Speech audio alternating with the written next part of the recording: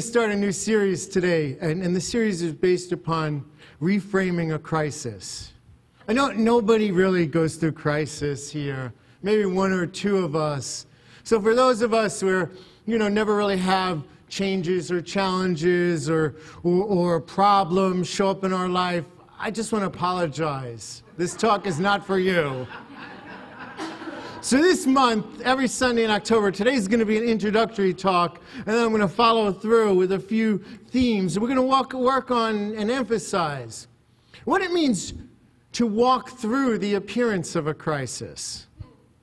What it means to recognize that in every problem there's creative tension, there's potential, there's opportunity. And how do we really release, like Marie sang to us, the fears about outcomes? Because that's where most of the fear shows up. Is we're fearing the outcome. We're not fearing in the present. We're fearing what if. And so Dr. King wrote a letter. You all know it, the letter from Birmingham when he was in jail. And there was one sentence that moved me. And this one sentence says that nonviolent direct action, it seeks to create something. And what it seeks to create is a crisis.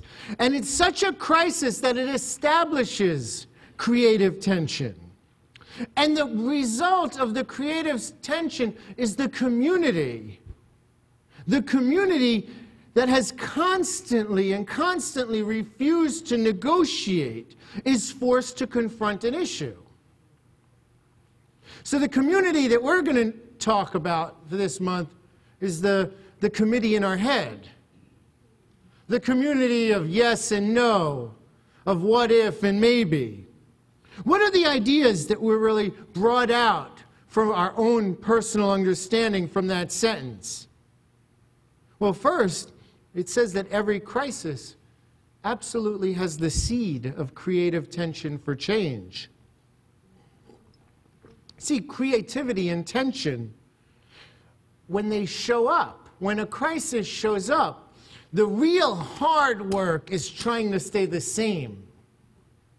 If we just release and let go and let spirit run our life, there can be no crisis. Because everything will be the outpicturing of spirit moving us through, moving us from who we were yesterday to who we are becoming.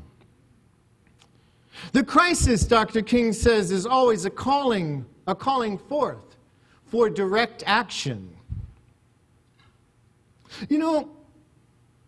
If we're really honest with ourselves, then every time there's a crisis and it blows up, if we're really honest, we lit the fuse.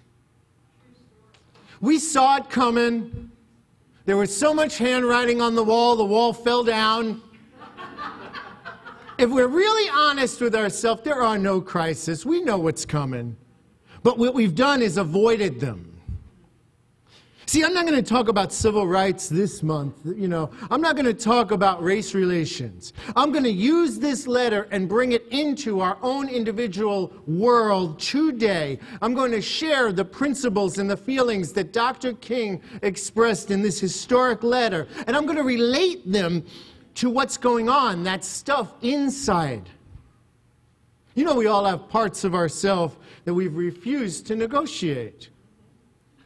Unconsciously, we never really look at it. Consciously, we never plan a crisis. What we do is we find ourselves in a situation that invites change, and we label it as a crisis. But it really wasn't a crisis because we had the invitation to change over and over and over again. And all the crisis does is bring into the light that which we have known about and avoided. Want to hear a relevant present-day example of a crisis? 35 years ago, I was 10 years old, 1973.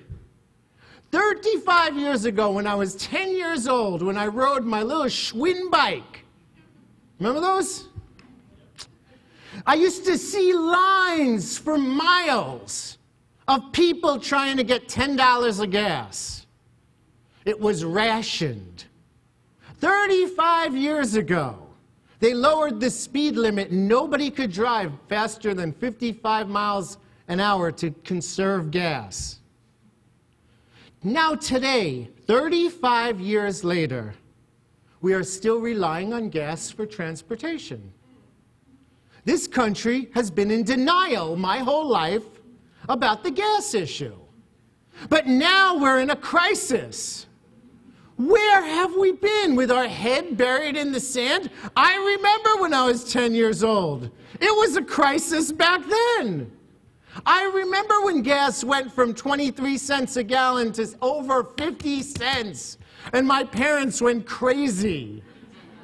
Because gas went from 49.9 to 51. I remember that dinner conversation. I'm not going to repeat it. They're recording me here. And so, do you know 20 years ago I moved to Miami in August? I lived in Miami, South Florida, 20 years. When I moved to Miami 20 years ago, I-95 was 3 lanes. I remember it, 3 lanes across. They just finished a project in Miami-Dade County where they increased it to 6 lanes. They barricaded off these 2 special secret lanes that, you need to, you have a passcode. Once you're in the secret lane. You can't get out, man.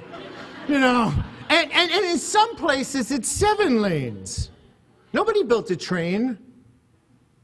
Here we have the Tri-Rail. Did you ever try and take the Tri-Rail? I mean, really. And so this gas crisis is a product of now 300 million people's refusal to confront an issue that is now 35 years old. So tension shows up. This tension is creative tension because we knew it was coming. And these moments of creative tension are the moments we're called. We're called to choose the road. I'm inviting the church this month to choose the road less traveled. What does the road less traveled look like? Well, first it's to be okay with some temporary discomfort. To not need to know all the answers. Why? Because when we're okay with temporary discomfort, then we can actually think clearly. We can actually hear the voice of Spirit, because Spirit already has the answer. Whatever we're going through, Spirit already knows. The highest idea, if we could just become quiet enough to hear. The other thing creative tension invites us is to move forward, to take a step, to move through the valley, not sit there, hang out, and call up everybody and say, listen, I'm in this valley and it's dark and I got to tell you about it. To move through the valley. And then the third and most important thing is when challenges show up is to affirm the truth that Spirit knows the answer. To just affirm that. That is the highest prayer we can ever speak, is it's already done.